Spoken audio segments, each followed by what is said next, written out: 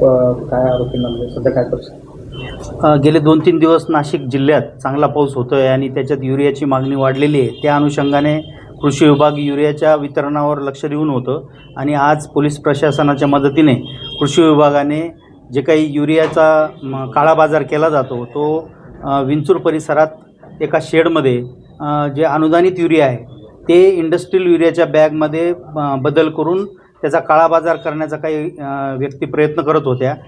लातूर जिल्ह्यातून आलेल्या गाडीतून तो माल इथं ट्रान्सफर करण्यात येत होता. त्याला कृषी विभागाच्या पथकाने प्रशासनाच्या मदतीने ती गाडी पकडलेली आहे आणि जवळपास 761च्या जवळपास त्या गोण्या असा माल पकडण्यात आलेला आहे आणि त्याच्यावर FIR करण्याची कारवाई सुरू आहे.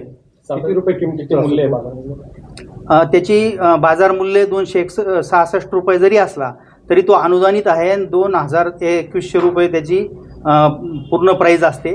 त्या हिशोबाने जर विचार केला तर तो बरीच मोठी किंमत त्याची 19-20 लाखाच्या जवळपास त्याची किंमत आहे.